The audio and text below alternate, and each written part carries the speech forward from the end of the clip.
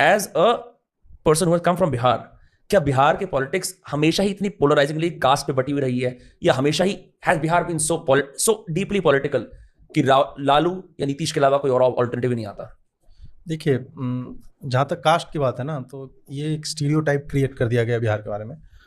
Cast या कोई भी ग्रुप, उसके बिना राजनीति कहीं नहीं होती है विश्व में। करेक्ट। अमेरिका में कॉकसेस होते हैं ना जी, वही है, रेस के ग्रुप्स हैं या फिर उस तरह हिस्पैनिक के। इसको वोट कर रहे हैं, कोलंबियंस हाँ। हैं तो ये इंडो अमेरिकन हैं, ये अफ्रीकन ग्रुप हो गए, ब्लैक्स हैं, और ये सब होते हैं ना। तो कास्ट का एक फॉर्म है, खाली नाम बदल गया। यूपी में कास्टिज्म नहीं है, तमिलनाडु में नहीं है। आप साउथ में जाएंगे, वहाँ जाति को इतना जोर से लोग पकड़ते हैं ना। बिहार को आपको लगे यार ये लोग तो माइल्ड है, अल्ट्रा माइल्ड है बिहार जी। अब क्या है कि किसी एक नेता के कारण पूरे राज्य की छवि जब एक बार बर्बाद हो जाती है तो वो चिपकी रहती है लंबे समय तक। तो बिहार और कास्ट उसी तरह का है। बिहार से फिर दहेज प्रथा को लेकर के ये भी एक स्टीरियोटाइप है। और दहेज आप साउथ में चले जाए, बिहार में तो लाख में लेते, उधर करोड़ में चलता है दहेज।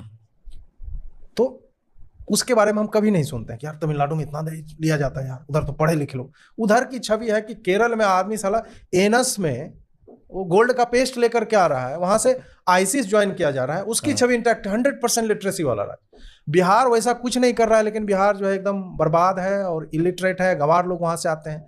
अरे आप बिहार से, आप लगते नहीं है बिहारी। इस टाइप के आपको जो है सुनने को मिलेंगे।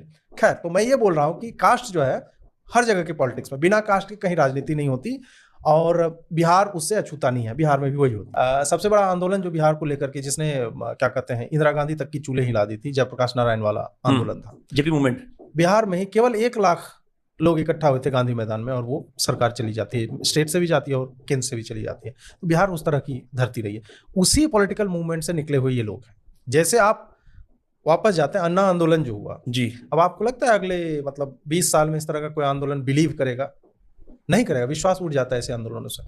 1 या 2 पीढ़ी निकल जाती है, ये नया आंदोलन आता है। जिसको इसका झटका लगाता है कि यार ये तो काट लिया हमारा भाई जेपी आंदोलन के नाम पे। जेपी आंदोलन जो नेता निकले भयावह रूप से भ्रष्ट निकले, भयावह। मुलायम सिंह यादव उस टाइम के हैं, आपको लालू, नीतीश, सारे लोग उसी टाइम के। देखिए उनका ट्रैक रिकॉर्ड किस तरह का रहा है। तो जब वो होता है ना, तो लोग सत्ते में आ जाते हैं कि यार लालू, ऐसे लोग आंदोलन से निकले थे।